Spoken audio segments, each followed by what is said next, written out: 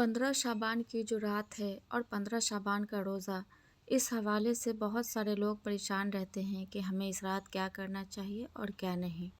اس video کو دیکھ کر ہم جانیں گے کہ ہمیں کیا کرنا چاہیے اور کیا نہیں۔ 15 شعبان، چونکہ شب برات 15 شعبان کا تھی، اس لیے میں نے شب برات کا لفظ استعمال کیا۔ ویسے 15 شعبان کی کیا فضیلت آتی ہے وہ میں آپ کے سامنے رکھ دیتا ہوں۔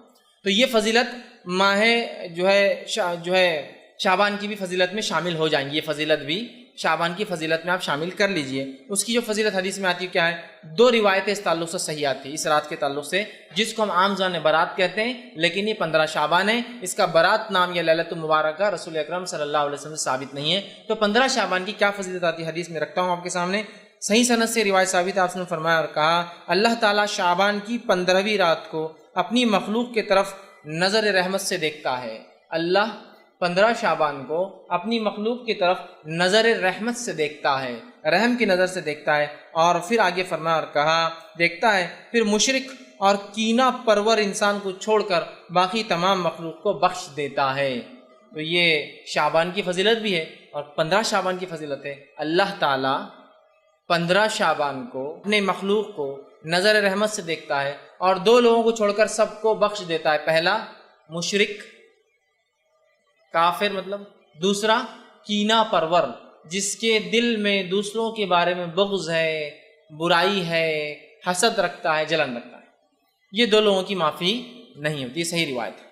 دوسری حدیث اس طرح سے آتی ہے، اور جو ہے وہ حدیث اس طرح سے ہے کہ علامہ ناصر اللہ البانی نے اس کو جامع صحیح الجامع کے اندر روایت کیا کہ حدیث کے الفاظ اس طرح، بے شک اللہ تعالیٰ شعبان کی 15ویں رات کو اپنے بندوں پر رحمت سے نظر ڈالتا ہے، پھر مومنوں کو معاف کر دیتا ہے، کافروں کو ڈھیل دیتا ہے اور کینہ پرور لوگوں کو چھوڑ دیتا ہے، یہاں تک کہ اپنے دلوں سے کینے کو نکال دے۔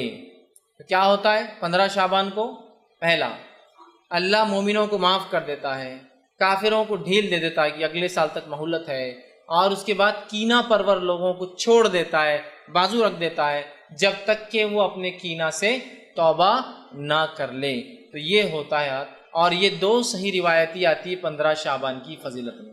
اب بتائیے اس میں کہیں نماز کا تذکرہ ہے، کہیں روزے کا تذکرہ ہے؟ روزے تو آپ ہمیشہ رکھتے ہیں، نماز تو ہر رات پڑھتے اللہ کے رسول، تو یہاں بولنے کی ضرورت ہی نہیں۔ اور شعبان میں تو آپ خاص روزے رکھتے ہیں، ہے نا؟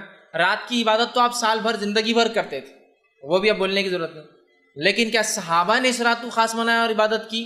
تو رسول اللہ نے تو ہمیشہ ہی کیا، تو لہٰذا کوئی خاص اس رات کو تو ثابت نہیں کر سکتا، لیکن کوئی یہ بول سکتا ہے نا، نہیں ہمیشہ کرتے تھے، مطلب اس رات بھی کرتے تو ہم بھی کر رہے ہیں۔ تو صحابہ نے کیا خاص کیا؟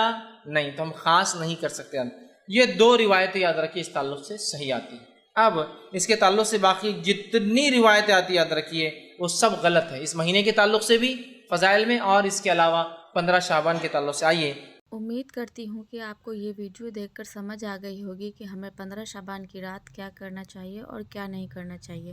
اگر آپ کو میری ویڈیو اچھی لگتی ہے تو ویڈیو کو لائک کریں، چینل کو سبسکرائب کریں۔